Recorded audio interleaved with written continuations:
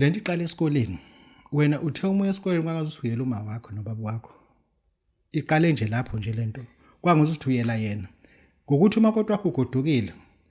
lento ukuthi njalo ufaka abantu besifazane ngazuthi manje wenzela yini ukuthi makahamba kanti wena ukuzehlisa wena isithunzi zibuza ukuthi njoba la kulomgaqo lokushini bangabantu abangaze ngaqokile yabo enkonzweni bangabantu osulale nabo bakwazi ungaqokile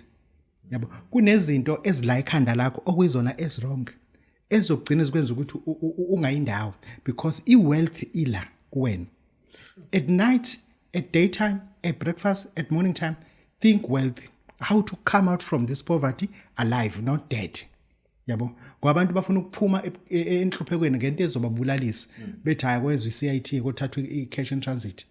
no you don't do things ezokwenza ukuthi ube rich ufile shintsha imentality yakho your mentality must be aligned ne mentality yabantu asuke benemali what are you watching on TikTok what are you watching on YouTube ake uqala ubheke abantu abakhuluma ngemali how did they babe rich kanjani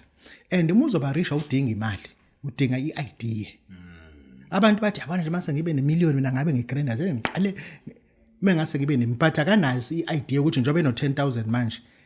mengawunika mina omunye umuntu angenzani ngo-10,000 umuntu uthi ungicathulo manje umuntu uthi ungicathulo manje usho kahle azimathi uthiwa ngaba no-10,000 ngawusene ngithenga umshini ngusene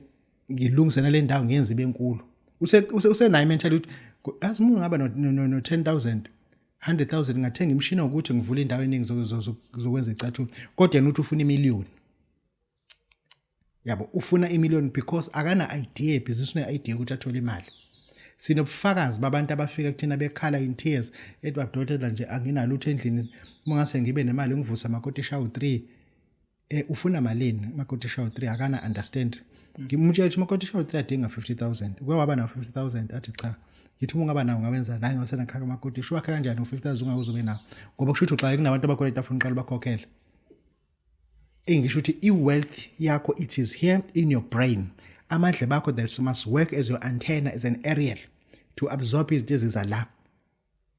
very very important very important use of brain to benefit you only not someone else Babu Dokotela babesizojabulisa siyabonga